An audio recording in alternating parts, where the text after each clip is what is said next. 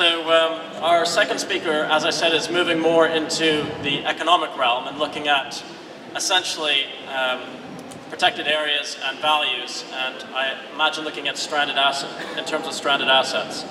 Our speaker is Suzanne Schmidt from WWF UK, but also talking on behalf of the Smith School at Oxford, and I believe working closely with Ben Caldecott. Suzanne.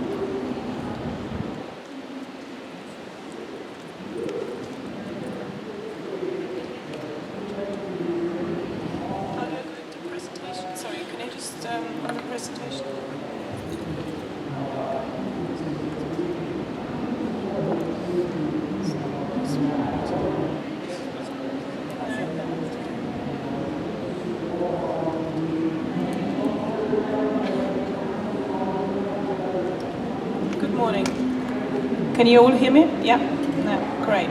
Okay. So as Jonathan said, I'm presenting this on behalf of Ben Caldecott and Paul Jepson at the Smith School in Oxford.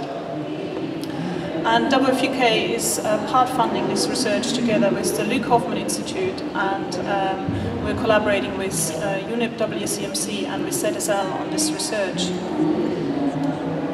Before I start, I just wanted to ask, who was at Durban in 2003? Maybe you could raise your hand. Okay, a reasonable number of you. And I don't know whether you remember, but the former CEO of WWF International at the time, Claude Martin, made this rather big statement. He said, the last 130 years saw the most conscious land use change in history. And what he referred to was the declaration of protected areas, areas set aside for nature over the past 130 years. I believe at the time in 2003 we were at 12% for terrestrial and 3% for marine. Now we're aiming for the Aichi targets, and we've just heard we feel that's not enough.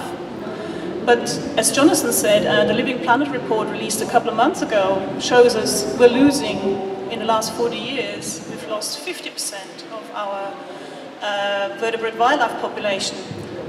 So how are we going to achieve the 50, we may ask? And in this presentation, I guess in a nutshell, what we want to talk about is that the issue is we're dealing with competing land claims over land resources that are already undermining the existing protected area network before even thinking of creating new protected areas, new areas protected for nature. In that respect, protected areas, the existing network already is becoming less resilient to threats. So in this talk, I guess the proposal that the researchers at Oxford are making is, maybe we could look at it at defining protected area as an investable asset class, which would be based on a number of different asset types, or values if you like. And I shall explain what is meant. And you may ask, well, how would we do that? So the idea is about revealing maybe some values we haven't thought about very much for a while. Some of the values that are invisible to us, some of the values that may be protected area values that we may have forgotten. And this will be done, I guess, by identifying different entry points for creating more value in protected areas, possibly enhancing the existing values, and also crucially, I think it's about how can we find entry points for old and new investment types into protected areas. And hopefully the result of creating a slightly different framework is that we increase the resilience of protected areas. So let me take you to this slide, which kind of gives you a bit of an idea of what we're talking about. So you can see here that I think most of us in the room are particularly familiar with the biophysical values of protected area, the wildlife, the species, the endemic species, the threatened species we wish to protect, the ecosystem services. Many of us also talk about the cultural values at this Congress that we need to enhance. But I would argue that we probably don't think about that protected areas also have assets, values or assets, which link to the infrastructure that around protected areas, the public transport that gets us there, the trail system, and also the human assets. At this Congress, we've celebrated the fantastic rangers that help protect these areas we set aside or interpret them for us. The institutional values, I think this Congress wouldn't exist if there wasn't the institutional assets invested in protected areas. And so protected areas, in that sense, we could see them as a spatial asset class. And that has been created through the investment in a range of different asset types. But as already said, this value is at risk. So the existing network is at risk, and if we look at being ambitious and setting aside more areas with the primary purpose of nature conservation, then we need to address some of the risks and to these different suites of values. And one area, and these could range from climate change at the planetary scale to land encroachment, or an area that I'm looking at a lot is the extractives issue. So for WWF UK, I'm the extractives and infrastructure manager, so I work a lot on the issue of mining and oil and gas. And I think this, to my mind, this slide sort of illustrates, I think, what we're talking about. The threat from oil and gas. This is an example. This is Murchison Falls, and we had a representative from the Ugandan Wildlife Authority here yesterday discussing it. We may say this could threaten, this is likely to degrade and threaten this protected area, and value for tourism and for society will be lost, but economic value will be created, I guess. So now we need to talk about, if we see this, what I call a basket of assets or values, the institutional value, the infrastructure value, the human value, and the biophysical value. So what are these different forms of value? So investment in protected area assets, they generate different forms of value. And once we're familiar with very much what we value, we go outdoors for recreation. There's moral and aesthetic value. I've been to the Sydney National Park at the weekend, one of the excursions, and I really appreciated to be able to get out and enjoy time in nature. But we also, I think there's a really great example of, here at this Congress, of the value of status and prestige that can be derived from protected areas.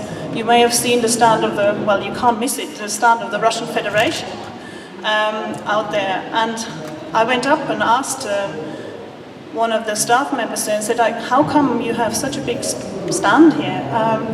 And he said, we're very proud of our protected areas. We want you guys to know. That's why we're here. So this is a form of value that nations, for example, derive from it. So, and another one is one that we talk about a lot, especially over the last 10 or 15 years, is the value of natural resources, which we're hoping that if we bring to the fore the value that protected areas create in terms of ecosystem services, climate change mitigation, then we can strengthen the arguments for their protection and make them more resilient. So this is value that is captured by economies, for example. So the argument goes. But now, this framework that Ben and Paul are developing is also then looking at, if we now recognize that protected areas have a number of values, not just the biophysical that tends to get focused on, how can we create different entry points to increase these respective values in different combinations and for some protected areas, so that we generate more values for different groups in society. And I give you some examples. For example, I used to, in the 90s, I used to work in Indonesia, and I was perpetually frustrated when I tried to visit national parks that I couldn't get into them. There was no trail system. There was no interpretation. So investment into a trail system in some of the protected areas in Indonesia, I'm sure it has improved today, but in creating interpretation, investing into human assets of rangers who can take you around and show you what's special about the place will immediately enhance the protected area value.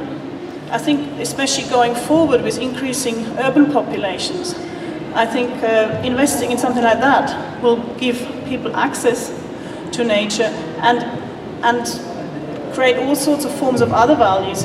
We wouldn't see, for example, Yosemite as such an icon today if it hadn't been for Ansel Adams, I think in the 20s, I believe, or 30s, to take these amazing photographs. And now it's a cultural asset for the US. It's a national icon. So I hope I'm illustrating a little bit of how there are different entry points for existing investment, but also new investment. I think we had a few, at this Congress, we're having a few people who talked about impact investment in the Conservation Finance Alliance Pavilion. And they, they're talking about entry points for new forms of investment. Maybe here we have a way of better communicating that. So to summarize, the authors, I think what they're trying to do here is framing protected area as an asset class that sort of restates the case for their protection and also for their creation. It's not about just protecting the existing. We're obviously here in the Beyond IG session. We're looking at protecting more nature, maybe not necessarily in formal protected area networks. And it's about looking in a fresh and a holistic way for decision makers and publics alike. So it's about better able to communicate the value of protected areas, then helping to manage the risks better, because we have much better arguments for the existing value, but also projecting future values, and then hopefully attract more investment that strengthens the different values of protected areas. So this research is still in its early stages. The next step the authors are taking is to link the different forms of link the different assets I talked about, forms of value, and who captures it in kind of different typologies. And there is already the case studies kicked off in Brazil, where it's a Brazilian university, and I think one of the ambitions connected to this work is also what we often have trouble to do is find ways to make them non-monetizable values that are accrued from protected areas and quantify them in ways that are meaningful to decision makers. And there's great new ways in terms of access to big data and spatially depicting elements, for example, of cultural importance of areas. So just to sum up, I really feel privileged to be able to present this on behalf of my colleagues. And if you have any questions, please contact the authors directly. There is also an e-poster up that you can browse through in your leisure, which has a bit more detail. And there is a discussion paper which I've just received this morning, which if you contact me and I'll take your email, we can send you that to you. Okay, thank you very much.